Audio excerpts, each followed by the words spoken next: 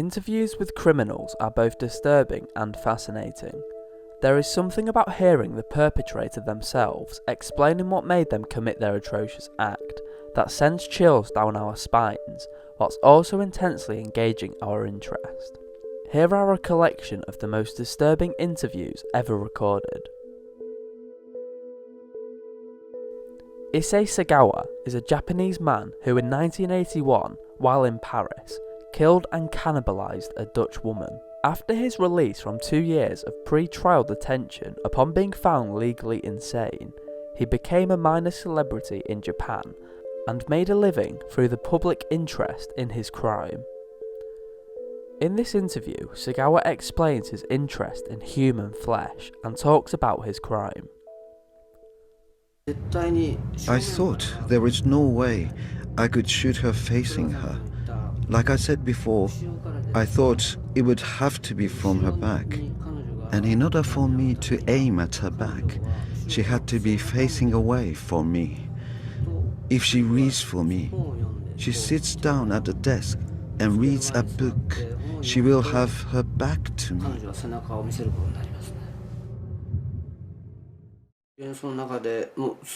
I had decided before that the first bite would be the buttocks. I was able to cut through the skin. I'm a fool, so I didn't have a clue about human body structure. I thought that red flesh would appear straight away, but it wasn't like that. And this layer that was like sweet corn just carried on for ages, however deep I cut through. I couldn't reach with my knife, so I ripped out the flesh with my fingers and put it in my mouth.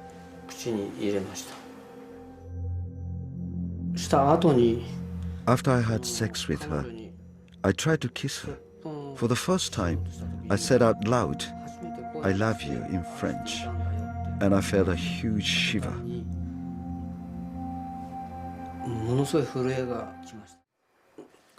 Because of my cannibal desire, my personality had seriously become, how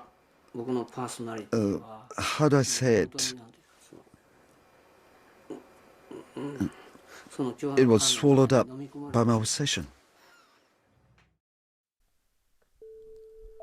James Patrick Bulger was murdered on the 12th of February 1993 at the age of 2. He was abducted, tortured and killed by two 10-year-old boys, Robert Thompson and John Venables. Bulger was led away from a shopping centre in Bootle, whilst his mother took her eyes off him momentarily. His mutilated body was found on a railway line 2.5 miles away in Walton, Liverpool, 2 days after his murder. Thompson and Venables were charged on the 20th of February 1993 with Bulger's abduction and murder. Here is the transcripts from their interviews describing what happened. No, you know these video films, don't you? I went too fast for you, right?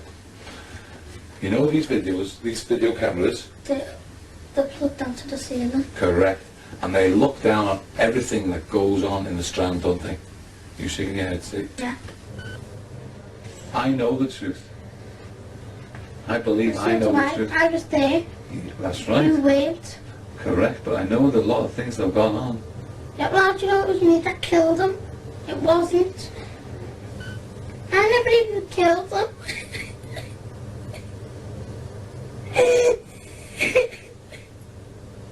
Why would I take flowers over to the baby? I don't know. It's up to you. If I killed him. Well, you were there. Why did you take flowers? You knew who did it, didn't you? Yeah. Who? John. I didn't throw any bricks because Robbie said pick up brick off and throw it. I just threw it on the floor. What happened then? And then he was on the bench. What There was like a big metal thing that had holes in. A big metal thing with holes in? Where did he hit him with that? In the head. Now which part of the head? Up there. On the top of the head. What was Robert saying while he was doing all this? He was saying stay down, you stupid dick and all that. Why did he want him to stay down? Don't know. wanted him dead, probably. Where did the stones in the bar hit him? In the head. And you say the bar knocked him out? Yeah. Onto the railway track. And what happened then? You know, he was just lying there. Just finished now because I can't speak anymore. Did he Grab hold of James. I don't know. You don't know? He might have made them follow on behind us Did he? and then got him lost somewhere. Well, were you with him then? When? With John when that happened? No. Where did you find James? Outside the butcher's. So we walked up to him and we were walking around with him and I took his hand. Well, whose idea was it to walk towards him? Mine. Was it? What did Then you it say? was Robert's idea to kill him.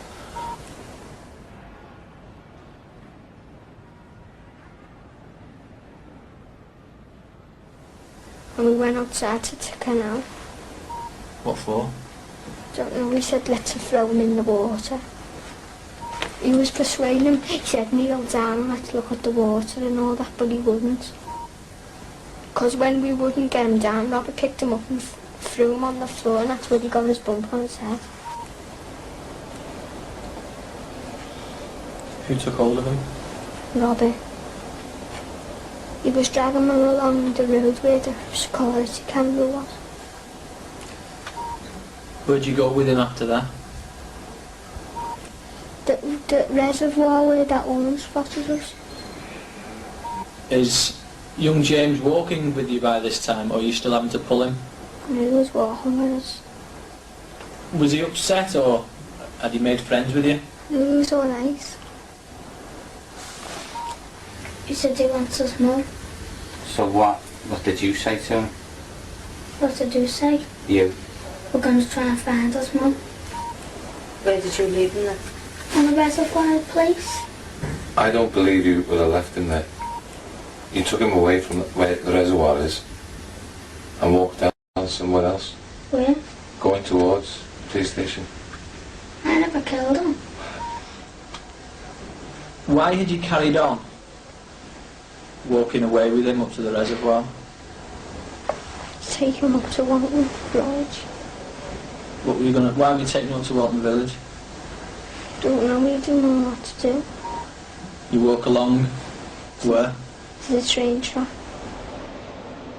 The boys had walked James nearly 3 miles. Yeah, we was, but we never saw any kids there. We never rode any kids. So you were in Bootle New Strand. Was you in Bootle Strand? Yeah, but we never got a kid, Mum. We never got Mrs. a kid. Venables, would you? I must ask you not to get angry with him. You're saying that I've got blood and you That's think right. it's off babe James? Correct. Yeah, but you think it's not the truth. A short while ago, as is detailed on your custody record out there, you had a conversation with your mum and you then requested that myself and Dave Tanner come into the room. Is that right? Yeah. Yeah. And what was it you told us? That I killed James.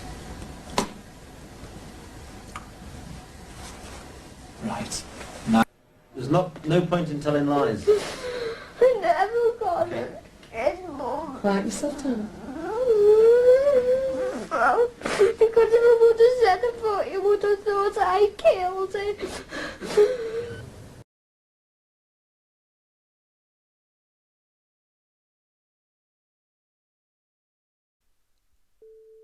At 6 feet 9 inches tall and with an IQ of 145, Edmund Kemper was an intimidating man in every sense of the word. Let alone the fact he is responsible for the murder of 10 people, including his paternal grandparents and mother. He regularly engaged in necrophilia and claimed to have consumed the flesh of at least one of his victims, but later retracted this confession. In this interview, he explains his darkest acts. I'm an American, and I went off the deep end. I'm saying I've wanted to kill my mother since I was 8 years old, and I'm not proud of that. It started with surrogates at a non-human level. Physical objects, my possessions, other people's, destruction of things that are cared about, and then destruction of things that are living on a lower level, small animals, insects, animals, and then finally people. It started coming to a head again, so I went back down. I ran away back down there. And then a month later, I'm up living with my grandparents in the mountains, and 10 months later, I murdered them. It made it worse to be on top of a mountain. I was literally on top of a mountain when it happened. And I sensed everybody in the world just stopping what they were doing, turning around, saw what I did, and are coming to get me. And I knew I was paranoid at that moment. I knew anybody that came up there and gave me a funny look or a fishy eye or quizzical look, I'd have blown their brains out thinking they were coming to get me. And if it had been in a city, I would have been a mass murderer at age 15. I would have killed until they gunned me down. I wouldn't have been able to reason my way out of it. I was scared to death, and I was violent. I felt my back hit that wall. I was the rabbit that always ran, that always backed away, always burned his bridges. Suddenly there weren't any more, and my back hit that wall, and I came out screaming and kicking and shooting. I am an American, and I killed Americans. I am a human being, and I killed human beings. And I did it in my society. Ted Bundy was an American serial killer, kidnapper, rapist, burglar and necrophile who assaulted and murdered numerous young girls and women during the 1970s and possibly earlier. Shortly before his execution, and after more than a decade of denials, he confessed to 30 homicides that he committed in 7 states between 1974 and 1978. The true victim count is unknown and could be much higher. In this interview, Bundy explains the progression of his innate need to cause destruction. I grew up in a wonderful home with 2 dedicated and loving parents, one of 5 brothers and sisters. A home where we as children were the focus of my parents' lives, where we regularly attended church, 2 Christian parents who did not drink, they did not smoke, there was no gambling, there was no physical abuse or fighting in the home. Basically, I was a normal person. I wasn't some guy hanging out at bars or a bum. I wasn't a pervert in the sense that, you know, people look at somebody and say, I know there's something wrong with them, and just tell. I mean, I was essentially a normal person. I had good friends. I led a normal life, except for this one small but very potent and very destructive segment of it that I kept very secret, very close to myself, and didn't let anybody know about it. And part of the shock and horror for my dear friends and family years ago when I was first arrested was that there was no clue. They looked at me and they looked at the all-American boy. And it happened in stages, gradually. It doesn't necessarily, not to me at least, happen overnight. My experience with, I'd say pornography generally, but with pornography that deals on a violent level with the sexuality, is that once you become addicted to it, and I look at this as a kind of addiction, like an addiction, you keep craving something which is harder, something which gives you a greater sense of excitement, until you reach the point where the pornography only goes so far. You reach that jumping off point where you begin to wonder if maybe actually doing it will give you that which is beyond just reading about it or looking at it. Listen, I'm no social scientist, and I haven't done a survey. I mean, I don't pretend that I know what John Q. Citizen thinks about this. But I've lived in prison for a long time now. And I've met a lot of men who were motivated to commit violence just like me. And without exception, every one of them was deeply involved in pornography, without question, without exception, deeply influenced and consumed by an addiction to pornography. There's no question about it. The FBI's own study on serial homicide shows that the most common interest among serial killers is pornography. those of us who have been so much influenced by violence in the media, in particular pornographic violence, are not some kinds of inherent monsters. We are your sons and we are your husbands. And we grew up in regular families, and pornography can reach out and snatch a kid out of any house today. He snatched me out of my home. They snatched me out of my home 20, 30 years ago. And as diligent as my parents were, and they were diligent in protecting their children,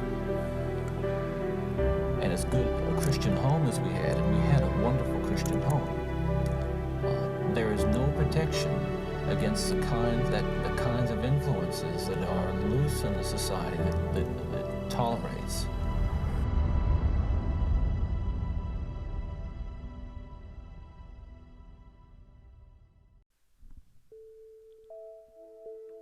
Frances Elaine Campoy was in the middle of a vicious divorce and custody battle with her estranged husband.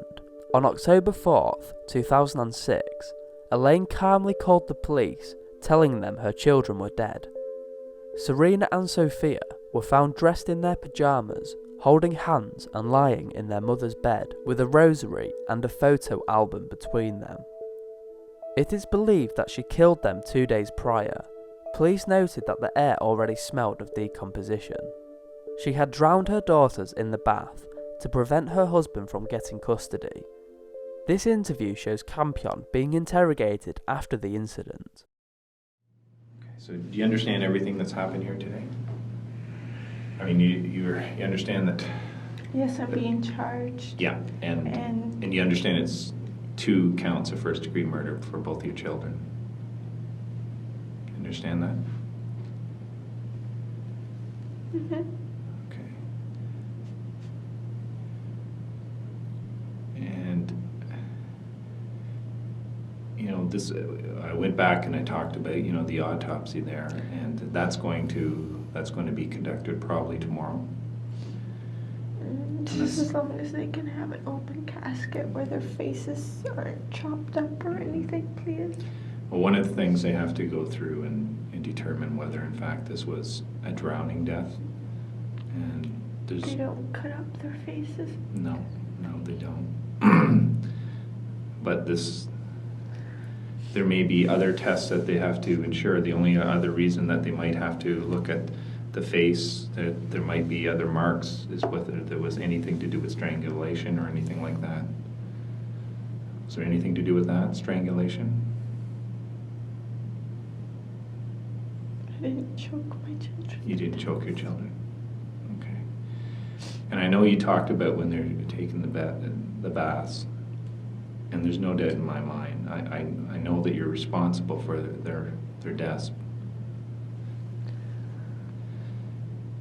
But one of the things is, you know, you mentioned about how your child was in the bath, and I believe it was Sophia went first, and you talked about how she panicked. Well, the reason that she's panicking is you're holding her down under the water. It wasn't. It shows right in the videotape. She was trying to show she could float backwards, and then this ear got in the water, and she's scared of water getting in her ear. And it shows me grabbing her with my hand and pulling her up, telling her it's okay, and then I shut off the video camera and took her out of the water because she's learning to float. Doesn't it show you after you shut off the video that you pushed her down under the water? I cannot. Isn't that what it's going to show, that water's in her lungs? I cannot. And isn't that the same thing it's going to show in the other child, in Serena? There's going to be water in the lungs because you pushed those children underneath the water. Isn't that what happened? You pushed them under the water. They couldn't breathe. They're looking up at you. They're saying, "Please help me, Mommy." And all you can see is their eyes open. And they're looking and saying, "What are you doing, Mommy?" They can't breathe. And all you see is air bubbles. And you hold them down long enough that they cannot breathe. And they're thinking, "What are you doing, Mommy? Mommy, we love you." And now you know, hopefully they're in a better place, but they're without their mom. But that vision that goes through your head, looking at your children, having to push them down under the water where they take in water and they can't breathe. Isn't that what happened? Because all the pressure's on your shoulders, everything else, you thought they'd be in a better place if you were dead yourself, and now your children and all three of you can be united together in heaven. Isn't that what happened? I'm not allowed to speak it without a legal evidence. Okay. Is there anything else that you want to tell me?